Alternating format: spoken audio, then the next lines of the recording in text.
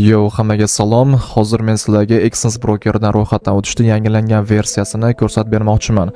Uning uchun men Exness brokerning rasmiy veb-saytiga o'tib olishim kerak. Siz hozir ko'rayotgan mana shu videoning ham описаниесida Exness brokerini ro'yxatdan o'tish bo'yicha silkasi turibdi. Bunga bosaman. Bunga bosganimdan so'ng mana bunaqa sahifaga, ya'ni Exness brokerning rasmiy veb-saytiga olib o'tadi. Bu yerdan men mana bu yerdan register degan, ya'ni ro'yxatdan o'tish tugmasiga bosaman. Undan so'ng mana bunaqa bizni verifikatsiya qilib oladi brauzer va bundan so'ng mana bunaqa sahifaga o'tamiz. Bu yerda Exnessga xush kelibsiz. Mana bu yerda sign in, ya'ni login qilish, mavjud akkauntga login qilish. Mana bu bo'lsa create an account, ya'ni bu ro'yxatdan o'tish. Davaychi mana bu yerdagi ma'lumotlarni to'ldirishni boshlaymiz.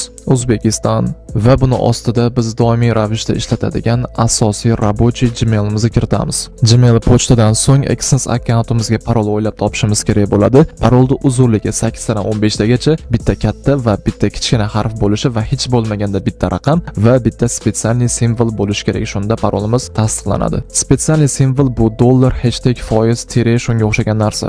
Parol qo'yib bo'lganimizdan so'ng mana bu yerda bitishga qoldiramiz va davom etish degan tugmaga bosamiz.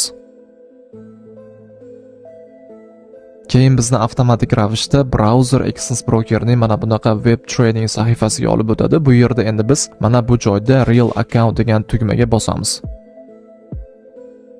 Va bundan keyin brauzer depozit qilish sahifasiga olib o'tadi va bu yerda ko'rib turibmiz, barcha to'lov sistemalari unavailable, ya'ni biz uchun mavjud emas. Nimaga? Biz hali beri verifikatsiyadan o'tganimiz va profilimizdagi barcha ma'lumotlarni to'ldirganimiz yo'q. Buning uchun o'ng taraf yuqorida complete profile degan tugmaga bosamiz. Mana endi verifikatsiya jarayoni boshlanadi. Bu yerda get started now ga bosamiz. Va birinchi qadam bu Gmail pochtamizni verifikatsiya qilib olishimiz kerak bo'ladi. Broker o'sha kodni yubordi. Gmail pochtamizni kirib tekshiramiz va ana o'sha xabarda kelgan, ya'ni Exness brokerdan xabarda kelgan kodni kiritamiz va Gmail pochtasini verifikatsiya qilamiz. Brokerdan pochtamga kelgan xabarda ichidagi 6 xonali parolni kiritib bo'lganimdan so'ng Gmail pochta o'sha verifikatsiya qilib bo'lindi. Mana bu yerda bitishga chiqdi. Keyingi qadam bu telefon raqam verifikatsiyasi. Mana bu yerda confirm phone'ga bosamiz. Undan keyin o'zimiz ishlatib yuradigan va doim antennasi chiqib turadigan telefon raqamini kiritishimiz kerak bo'ladi. Keyin davom etish degan tugmaga bosamiz. Kodni yubordi. Kod menga adashmasam Telegramdan kelyapti. Agar siz bu yerga kiritgan raqamingizda Telegram bo'ladigan bo'lsa, osongina Telegramga Exness brokeri kod yuborish mumkin. Bu juda ham qulay. Xo'p, 099 832 va telefon raqami muvaffaqiyatli verifikatsiyadan o'tdi va endi 3-oxirgi qadam bu shaxsni tasdiqlovchi verifikatsiyalar, adashmasam. Xo'p, mana bu yerda complete now degan tugmaga bosamiz. Xo'p, bu yerda endi shaxsni tasdiqlovchi ma'lumotlarni kiritishimiz kerak bo'ladi. First name bu ism, last name bu familiya. Pasportimizda yoki ID kartamizda qanaqa harflardan yozilgan bo'lsa, xuddi shuni kiritamiz. Keyin date of birth, ya'ni tug'ilgan kun, oy, yil. Keyin bo'lsa turar joy, ya'ni yashash adresi, shahar, ko'cha va dom yoki uy va uni raqami. Shuni kiritamiz. Keyin bo'lsa jinsni belgilashimiz kerak bo'ladi. Erkak bo'lsa erkak, ayol bo'lsa ayol. Va pastda yana davom etish degan tugmaga bosamiz. Shundan keyin broker bizga bir nechta savollar beradi. Men sizlarga buni hozir tarjima qilib beraman. Siz o'zingizga ma'qul kelgan javoblarni belgilab ketaverasiz. Xo'p, what is the purpose of opening your account? Account ochishdan maqsadingiz nima deyapti? Birinchisi investitsiya, ikkinchisi hedging, uchinchi speculation. Birinchisi investitsiya, ya'ni sarmoya, ikkinchisi hedging, ham buyga va ham sellga ochib ishlash, adashmasam uchinchisi speculation. Bu ya'ni spekulatsiya. O'zingizga xohlagan javobni belgilang. Men misol uchun bu yerda investitsiyani belgilayman. Ikkinchi savol, what's your current employment status? Bu yerda broker ish haqida so'rayapti. Agar pensiyaga chiqqan bo'lsangiz, mana bu retired deb belgilaysiz. Agar ishsiz bo'ladigan bo'lsangiz, mana buni unemployed deb belgilaysiz. Va agar talaba yoki student bo'ladigan bo'lsangiz, mana bu yerda student degan javob bor. Va agar tadbirkor bo'ladigan bo'lsangiz, mana bu yerda biznes egasini belgilab qo'ysangiz bo'ladi. Va uchinchisi o'z-o'zini ta'minlaganlik va ikkinchisi bo'lsa yarim stavka yoki bo'lmasa qisman ishlaydigan odamlar uchun va birinchisi bo'lsa bu yerda full time, ya'ni polniy ish bilan ta'minlangan, ya'ni kun bo'yi ish bilan band bo'ladigan odam mana shu birinchisini tanlab ketsa bo'ladi. Xo'p, bu yerda osongina ishsizmani bosib qo'yish qulayroq, chunki mana bu birinchi, ikkinchi, uchinchi, to'rtinchisida o'sha yana ma'lumot berishingiz kerak bo'lar ekan. Undan ko'ra osongina ishsizmani bosib ketgan yaxshi. Xo'p, keyingi savolda mana bu quyida berib qo'yilgan javoblarda qaysi biri sizni sohangizni ko'proq ifodalaydi deyapti. Agar ingliz tilini bilmaydigan bo'lsangiz, istalgan вообще farqi yo'q, istalgan bittasini belgilab ketsangiz bo'ladi, absolutno xotirjam. Misol uchun men mana bu yerda education, ya'ni ta'lim deb bosib ketyapman, chunki avvaldan mana shu education belgilab kelganman. Xo'p, keyin davom etish. Xo'p, keyingi savolda bo'lsa, daromadingizni asosiy manbai qayer deb savol beryapti. Bu yerda ham agar ingliz tilini bilmaydigan bo'lsangiz, yana o'sha gap istalgan bittasini bosib ketsangiz bo'ladi. Misol uchun, men mana bu yerda savingizni bosib qo'yaman va davom etish degan tugmaga bosaman. Keyingi savol biroz g'alatiroq. Bu yerda broker bizni bor sustainamizga qiziqyapti. Juda ham ajoyib. Xo'p, $5000 dan boshlanib $1 million dan yuqori degan javoblar bor ekan. Xohlaganingizni belgilang, istaganingizni belgilang. Men misol uchun bu yerda mana bu eng birinchisini belgilayman va keyingi savolga o'tamiz. What's your annual net income? Bu yerda bo'lsa endi broker bizni 1 yillik daromadimiz qancha, shunga qiziqyapti. Bu yerda ham o'zingiz xohlagan, istagan summani belgilang. Men misol uchun bu yerda mana buni belgilab qo'yaman. Bu savolda bo'lsa broker bizni 1 yillik daromadimizni qanchasini mana shu Exynosga investitsiya qilishimiz haqida so'rayapti. Birinchi variantda 25% gacha, ikkinchi variantda 50% gacha va uchinchi variantda 50% dan ko'ra ko'proq yillik daromadimni investitsiya qilaman degan javoblar turibdi. O'zingizga ma'qulni belgilang. Misol uchun men bu yerda birinchisini belgilayman. Keyingi savolda bo'lsa broker biroz politikaga doir savol beryapti. Bu yerda nodni bosib ketsangiz bo'ladi xotirjam. Bu yerda broker realniy hisob bilan, ya'ni realniy pul bilan oxirgi 3 yilda qancha savdo qilganimiz to'g'risida savol beryapti. Misol uchun, birinchi javob 10 tadan 40 tagacha bitim ochganman, ikkinchisi bitim ochmaganman va uchinchisi bo'lsa 100 marta savdo qilganman, to'rtinchisi bo'lsa 40 tadan 100 tagacha savdo qilganman va mana bu javobda bo'lsa 10 tadan ko'ra kamroq bitim ochganman va oxirgisida bo'lsa faqat demoda savdo qilganman degan javoblar bor ekan. Bularning ichidan o'zingizga ma'qul bo'lgan javobni belgilab ketishingiz mumkin. Men misol uchun mana bu overuse trades'ni belgilab qo'ydim. Xo'p, keyingi savol. How much time do you spend on market analysis? O'qishda ham yorvordim, reading news and trading per week. Bu yerda bo'lsa bir hafta davomida siz qancha vaqtingizni bozorda analiz qilishga sarflaysiz deb so'rayapti. Bu yerda ham o'zingizga xohlaganingizni belgilab ketishingiz mumkin. Men misol uchun bu yerda mana bu ikkinchisini belgilab qo'ydim. Bu yerda ham trading bo'yicha tajribasi bormi yoki bo'lmasa ta'lim olganmisiz deb so'rayapti. O'zingizga xohlagani ha yoki yo'q deb belgilab ketishingiz mumkin. Misol uchun men bu yerda ha deb belgilab ketyapman. Keyingi savolda bo'lsa broker to'g'ridan-to'g'ri masala beryapti. Agar sizlarda ham mana shunaqa chiqadigan bo'lsa, mana bu ikkinchisi adashmasam to'g'ri bo'lishi kerak. Keyingi savolda bo'lsa broker quyidagicha savol beryapti. Qachon seni ochgan bitimlar yopilib ketishi mumkin avtomatik ravishda deb. Bu yerda mana bunisini belgilab qo'ysangiz to'g'ri bo'ladi. Bu yerda bo'lsa trading bo'yicha 1 yillikka planing qanaqa deb so'rayapti. Xo'p, birinchisi buni как hobbi sifatida qilib yuraman, ikkinchisi sekin-sekin o'rganib, polностью mana shu ishga o'tib ketib qolaman va uchinchisi bo'lsa o'qituvchi bo'laman. Ya'ni tradingni o'rgatadigan hozirda ham ko'payib ketdi-yu internetda. Shunaqa o'qituvchi bo'laman va oxirgisi bo'lsa full time professional trader, ya'ni bu yerda o'zi professional trader bo'laman degan. O'zingizga xohlagan va ma'qul bo'lgan javobni belgilang. Keyingi savolda bo'lsa qanaqa instrumentlar bilan yoki qanaqa aktivlar bilan savdo qilmoqchisan deb so'rayapti. Misol uchun birinchisi oltin, silver, undan keyin forex, ya'ni bu yerda valyutniy paralar bo'ladi va undan keyin kripto aktivlar, undan keyin neft va balobatlar, undan keyin bo'lsa aksiyalar va mana bu yerda bo'lsa hali vera o'ylab ko'rganim yo'q va oxirgisida bo'lsa boshqa javob beraman degan variant turibdi. O'zingizga xohlaganni, o'zingizga ma'qulni yana belgilang. Qaroch, keyingi savolda bo'lsa biz haqimizda, ya'ni Exynos brokeri haqida birinchi marta qayerda eshitding yoki bilding deyapti. Misol uchun bu yerda YouTube'da belgilab ketsangiz bo'ladi. Va oxirgi savolda bo'lsa mana bu ikkalasiga pitichkani qoldiramiz va submit degan tugmaga bosamiz. Bu yerda endi alt set deyapti. Gmail pochtamiz va telefon raqamimizni kiritib bo'lganimizdan so'ng va mana shu savollarga javob berib bo'lganimizdan keyin keyingi 30 kun davomida $2000 gacha bo'lgan mablag'ni bemalol depozit qilib ishlab pulimizni chiqarib olsak bo'lar ekan va lekin 30 kundan so'ng baribir все равно biz verifikatsiya qilishimizni talab qilishar ekan. Shuning uchun davaychi hozirda o'zida verifikatsiya qilamiz, chunki video aynan shu haqida. Mana bu yerda verify identity now degan tugmaga bosamiz. Bosganimizdan so'ng bu yerda bizga eslatma beryapti. Ismini tekshirib ol deyapti. Ismimizni tekshirib olamiz va undan so'ng ma'lumotlarni yuklash degan sariq tugmaga bosamiz. Va mana bu yerda bitishga qoldiramiz. Undan so'ng submit document deganiga bosamiz. Xo'p, undan keyin endi biz qanaqa ma'lumot, qanaqa hujjat yuklamoqchimiz, shuni turini belgilashimiz kerak bo'ladi. Mana bu yerda O'zbekiston turishi kerak va agar siz O'zbekiston fuqarosi bo'lsangiz va undan so'ng select your identity document. Bu yerda bo'lsa pasportmi, haydovchilik guvohnomasimi, ID kartami, shuni belgilaymiz. Misol uchun menda pasport.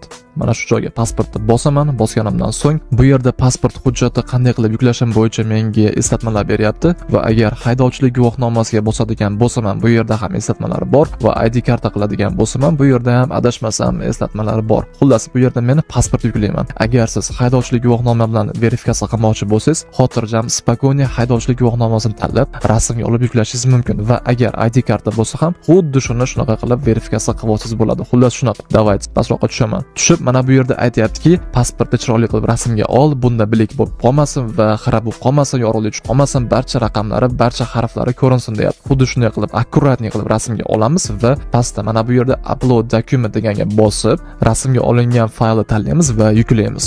Yuklab bo'lganimizdan so'ng mana bu yerda submit document degani bor, mana shunga bosamiz.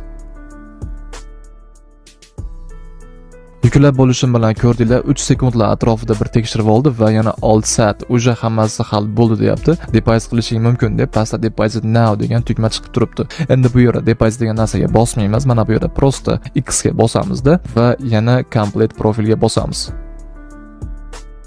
Men xohlagan narsa oyna ochildi. Ya'ni bu yashash joyi adresi. Davaychi oxirigacha verifikatsiyadan o'tib olamiz. Chunki agar adresimizni verifikatsiya qilmaydigan bo'lsak, может qachondir bizga pulni yechib bermasligi mumkin. Shuning uchun davaychi oxirigacha verifikatsiya qilamiz. Yashash joyi adresini verifikatsiya qilish uchun quyidagi ma'lumotlardan, quyidagi hujjatlardan birortasini yuklang deb bizga broker eslatma beryapti. Bu yerda bir qancha hujjat turlari bor, lekin to'g'risini aytsam, men birortasini bularni yaxshi tushunmayman. Shuning uchun osongina yo'li bor. Bu ham bo'lsa my.gov saytiga kirish kerak. Ana o'sha joyda O'zbekiston fuqarosi, har bir O'zbekiston fuqarosini doimiy yashash joyi to'g'risidagi ma'lumoti bo'ladi. Ana o'shani yuklab, keyin mana bu brokerga yuklash kerak. Shunda hech qanaqa muammosiz verifikatsiyadan o'tib olish mumkin. Agar pasportimi rasm bor sahifasining orqasida propiskasi bor, uchetniy zapisi bor, shuni rasmga olib tashlasamchi deb so'raydigan bo'lsangiz, to'g'risi bilmayman. Men juda ham ko'p marta urinib ko'rganman, lekin meni tajribamda shuni aytishim mumkinki, bu orqali adresda verifikatsiya qilib olish biroz qiyinroq. Shuning uchun prosta mana bu my.gov saytiga o'tish kerak va o'ylaymanki bugungi kunga kelib hozir hamma bu saytdan foydalanishni biladi. Agar bu platformadan qanday foydalanishni bilmasangiz va yashash joyi to'g'risidagi ma'lumot topolmasangiz yoki qiynaladigan bo'lsangiz, adashmasam shu to'g'risida ham video joylagan bo'lishim kerak. O'ng taraf yuqorida agar topadigan bo'lsam, shu videoni chiqarib ketaman. Mana shuni birinchi ko'rib olib, keyin xotirjam mana shu ma'lumotni topib yuklab olishingiz mumkin bo'ladi. Xo'p, men bo'lsa menda o'sha bu ma'lumot bor. Mana bu joyga qaytaman va pastdan ma'lumot yuklab bo'ldim. Endi pastga tushib, sariq tugma ichidagi ma'lumotni tasdiqlash degan tugmaga bossam ham bo'ladi.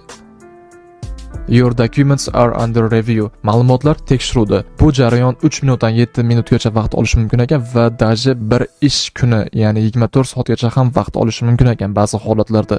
Mana shu narsa hal bo'lgandan so'ng verifikatsiya degan narsani полностью butun umrga esdan chiqarsak bo'ladi va keyin xotirjam ish qilaveramiz, короче.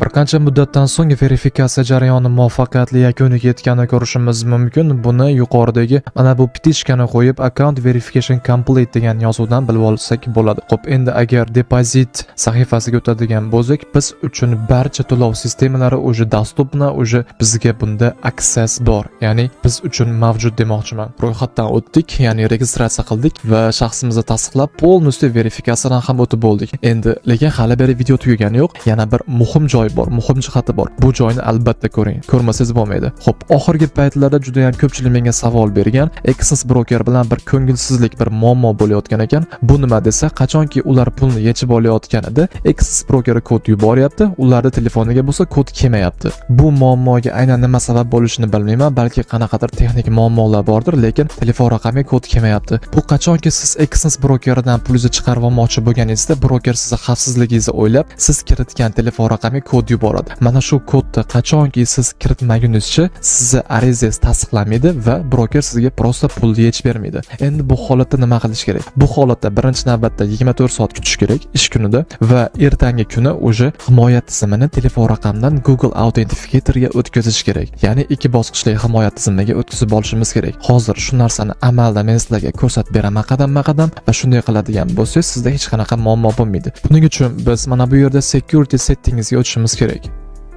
Va mana bu yerda X-step verification, ya'ni 2 qadamli verifikatsiya degan joy bor. Mana shu joyda bizning telefon raqamimiz turgan bo'ladi. Endi mana shuni biz Google Authenticatorga o'tkazib qo'yishimiz kerak. Uning uchun mana bu yerda change degan tugmaga bosamiz. Bu yerda himoya tizimini o'zgartirish mumkin bo'lgan bir nechta alternativlar bor ekan. Bularni hozir ko'rib chiqamiz. Hozir amaldagisi mana bu telefon raqamiga kod yuborish. Bu juda ham noqulay. Istalgan payt siz xohlagan payt kod kelmay qolishi mumkin. Va mana bu yerda men avval ko'rmasdim. Ya'ni bunaqa tasdiqlash kodlari yuboradigan joyda bunaqa email orqali, ya'ni Gmail pochta orqali tasdiqlaydigan usul ko'rmasdim avvallari. Bu narsani qo'shgani juda ham zo'r bo'ldi Class Brokerga. Va mana bu yerda Authentication app bo'lsa, bu ana o'sha men aytgan Google Authenticator. Bu juda ham yaxshi himoya tizimi va mana bu yerda broker o'zi rekomendatsiya qilayotgan push notifications, ya'ni уведомление, xabarnoma bu qachonki telefoningizda Exens brokerini rasmiy ilovasi bor bo'lganda ishlaydi. Lekin menga bu narsa qanaqadir yoqmaydi. Xullas, bu yerda biz hozir Google Authenticatorga o'tkazganimizdan ko'ra Gmail pochtaga olib qo'yganimiz juda ham maqsadga muvofiq. Bunga olib qo'yadigan bo'lsak, pochtamizga xabar yuboradi. Hammasi juda ham oson. Xabarning ichida kod bo'ladi. Buni tasdiqlash juda ham qulay. Nimaga endi Google Authenticator emas deydigan bo'lsangiz, qachonki Google Authenticatorga siz himoya tizimini o'rnatib qo'yadigan bo'lsangiz, qanaqadir muammo bo'lib, mana shu Authenticator приложениесiga dostуп yo'qolib qoladigan bo'lsa, siz Exens brokerga qaytib kira olmay qolishingiz mumkin. Shuning uchun bu yerda Gmail pochta eng ma'qulrog'i va afzalrog'i deb o'ylayman. Mana shu Gmail pochtaga olamiz va keyingi tugmasiga bosamiz. Undan keyin adashmasam telefon raqamga yana kod yuborish kerak bo'ladi. Kod yubordi, kodni qabul qilib oldim. Bu safar ham o'rtoqlar e'tibor bering, bu safar ham kod Telegram orqali kelyapti. 959 767. What action confirmed bo'ldi. Всё. Endi ikki bosqichli himoya tizimi bu Gmailda ishlaydi. Juda ham chiroyli, juda ham yaxshi. Klass. O'ylashimcha bugungi mana shu ma'lumotlar yetarli. Bugun hozir mana shu joyda videoni yakunlamoqchiman.